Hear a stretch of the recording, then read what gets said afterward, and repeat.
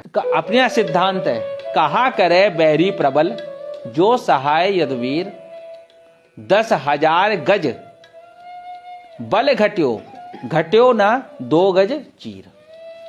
दुशासन सतत प्रवाह से द्रौपदी पर हमला कर रहा है और उस हमले के समय में 5 पांडव वहां पर उसका दर्शन कर रहे हैं और 5 पांडवों के दर्शन करते हुए भी उस जगह पर किसी ने भी आगे बढ़कर द्रौपदी की रक्षा का मन नहीं बनाया। तब भगवान द्वारिका से भाग कर आए और उन्होंने द्रौपदी की रक्षा करी। और उस दिन द्रौपदी को बचना नहीं था, उसकी इज्जत तार तार होनी थी, लेकिन भगवान ने आके उसकी रक्षा करी। जिसको इस प्रकार का विश्वास है, जो भगवान के इस प्रकार के सखा हैं, उसका दुश्मन कुछ भी नहीं बिगाड़ सकता है। अभी हमारे यहाँ से 2 बार ये एडमिट हुई पिछले साल। अभी लगातार मैं बीमार हूं, कम से कम नहीं तो 10 दिसंबर से, और कंटिन्यूअसली बीमार हूं, कुछ ना कुछ प्रॉब्लम आ रही है। और जिनके कारण से बीमार हो रहे थे, अभी उनको सूचना आई कि उनकी अभी सूचना आई मेरे पास, उनका खुद ही फोन आया, कह रहे भैया मेरे को 2 बार कोरोना हुआ। हमने कहा अब तुमको 2 बार कोरोना हुआ? अब उनको किसी ने बताया होगा कि तुम्हारा सब उन्हीं पंडित जी का किया हुआ है। तो भगवान से बैर रखकर आप किसी भी राष्ट्र का निर्माण नहीं कर सकते, किसी भी देश की रक्षा नहीं कर सकते। बहुत से लोग कहते हैं भगवान की बात मानेंगे, भगवान को नहीं मानेंगे।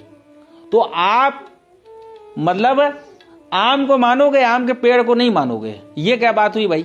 जब आम को मान रहे हो, आम के पेड़ की छाया में बैठ रहे हो, तो आम के वृक्ष को भी आपको मानना पड़ेगा, उसके मूल को भी आपको मानना पड़ेगा, जहां से वो आम का वृक्ष उगा है उसको मानना पड़ेगा।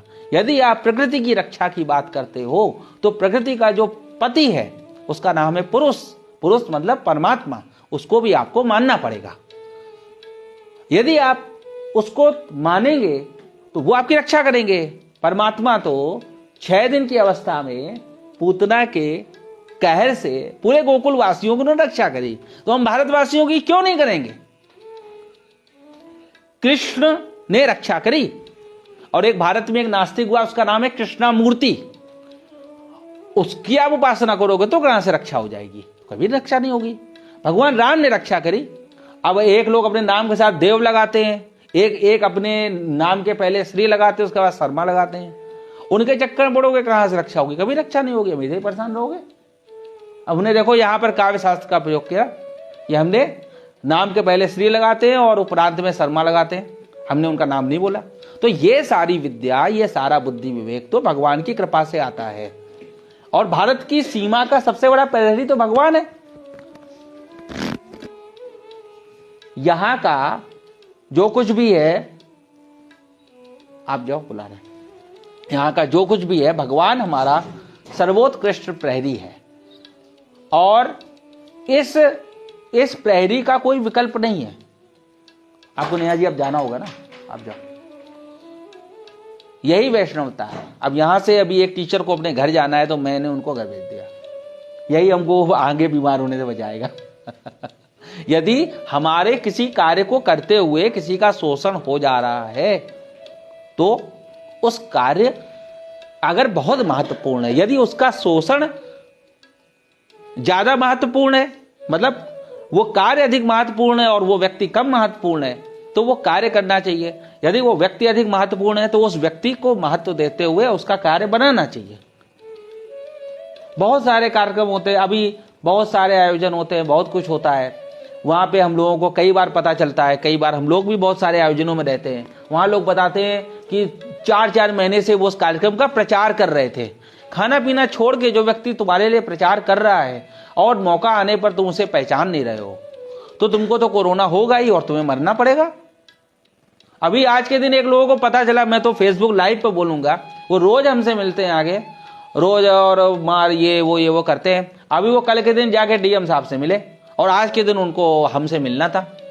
कल के दिन डीएम साहब से मिले, तब उन्होंने मेरे से मिलना जरूरी नहीं समझा, कहीं ये ना डीएम से मिल लें, कहीं ये ना अपने से इंप्रेस कर दें। तो ऐसे लोग तो परेशान रहेंगे ना। आपकी रक्षा हम लोगों के धन्वंतरी वैद्य भगवान हैं। हम लोगों को विद्या के सबसे बड़े प्रदाता भगवान हैं। ज्ञान के देवता भगवान शिव हैं। जब ये सब लोग साथ में हैं तो ज्ञान भी होगा, रक्षा भी होगी, सभी कुछ होगा। यदि ये लोग नहीं है तो कुछ नहीं होगा। और इन सभी का भगवान का जो एक प्रतिरूप भगवान ने अपना क्लोन के तौर पे, जैसे आज का क्लोन चलता है, गुरु को आपके सम्मुख उपस्थित कर रखा है। यह क्या है? यह जग विष की बेलरी, गुरु अमृत की खान, शीश दिए जो गुरु मिले तो सस्तो जान। यह जो संसार है यह विष की बेल है, जहर का पेड़ है, जहर की बेल लगी हुई है इसमें। वो तो आप देख ही रहे हो, चारों तरफ कोरोना व्याप्त है, चारों तरफ कण कण में कोरोना व्याप्त है। यहां से आप 1.5 किलोमीटर दूर चले जाओ, पूरा काकादेव कोरोना से भरा हुआ है इस समय।